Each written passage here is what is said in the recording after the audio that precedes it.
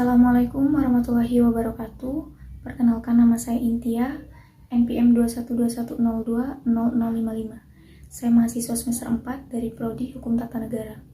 Baik teman-teman, jadi tujuan pembuatan video saya kali ini yaitu untuk memenuhi tugas pertemuan keempat mata kuliah Filsafat Hukum Islam, yaitu mempresentasikan materi tentang sifat dan karakteristik hukum Islam dengan dosen pengampu Bapak Dr. Hervin Yuki Pradipta MHI. Sifat dan karakteristik hukum Islam yang pertama ada sempurna. Sempurna itu artinya utuh, lengkap, segalanya.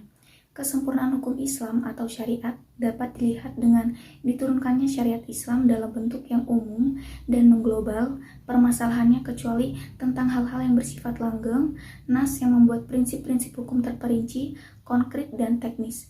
Misalnya masalah peribadatan, perkawinan, perceraian, dan warisan yang diterangkan secara terperinci.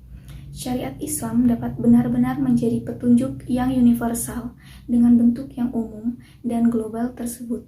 Syariat Islam juga dapat diterima di semua tempat dan di setiap saat. Juga diharapkan hukum Islam itu dapat berlaku sepanjang masa.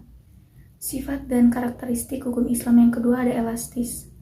Elastis ini memiliki arti mudah diubah bentuknya dan mudah kembali ke bentuk asalnya, lentur dan luas.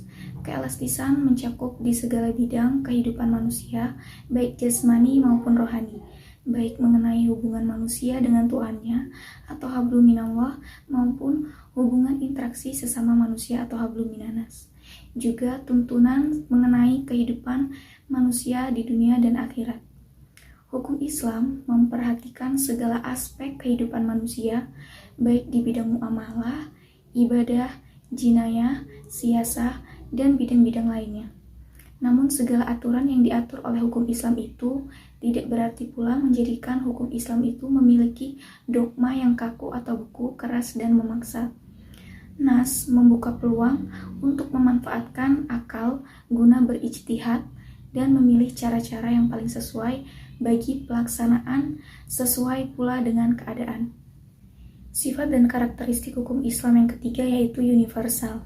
Universal atau alami berarti umum, berlaku untuk semua orang atau untuk seluruh dunia, bersifat melingkupi seluruh dunia. Ini berarti hukum Islam itu tidak dibatasi oleh lautan maupun batasan suatu negara. Bukti yang menunjukkan bahwa hukum Islam itu mempunyai sifat yang universal atau tidak harus dikembalikan kepada Al-Quran. Adapun dalil yang menjelaskan tentang keuniversalan hukum Islam yaitu yang berbunyi, dan tidaklah kami atau Allah mengutus kamu, Muhammad, melainkan untuk menjadi rahmat bagi semesta alam. Quran Surat Al-Anbiya ayat 107. Dalil yang kedua berbunyi, dan kami Allah tidak mengutus kamu Muhammad, melainkan kepada umat manusia seluruhnya, sebagai pembawa berita gembira dan sebagai pemberi peringatan, tetapi kebanyakan manusia tidak mengetahuinya. Quran Surat Al-Sabah ayat 28. Nah, kedua ayat Al-Quran di atas menyatakan bahwa syariat Islam yang dibawa oleh Nabi Muhammad itu bukanlah dikhususkan untuk orang Arab saja, namun berlaku bagi seluruh umat manusia yang ada di seluruh dunia. Sifat dan karakteristik hukum Islam yang keempat itu ada dinamis.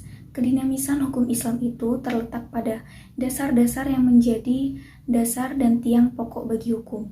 Dasar-dasar dan pokok-pokok itulah yang menjadi sumber kekuatan, kelemahan, kemudahan, dan kesukaran dalam menetapkan hukum Islam. Sesuai dengan tabiat manusia yang tidak menyukai beban yang membatasi kemerdekaannya, sehingga manusia memerhatikan beban hukum Islam dengan sangat hati-hati. Manusia tidak akan bergerak untuk mengikuti perintah jika perintah itu tidak dapat menawan hatinya atau mempunyai daya dinamika. Adapun sendi-sendi dari kedinamisan hukum Islam itu ada 5. Yang pertama, meniadakan kepicikan. Yang kedua, menyedikitkan tugas. Yang ketiga, mensyariatkan hukum dengan cara berangsur-angsur. Yang keempat, memerhatikan kemaslahatan manusia. Dan yang kelima, mewujudkan keadilan yang merata.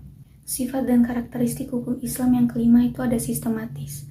Syariat Islam bersifat sistematis, itu yang artinya mencerminkan sejumlah doktrinnya bertalian atau saling berhubungan di antara satu dengan yang lainnya secara logis.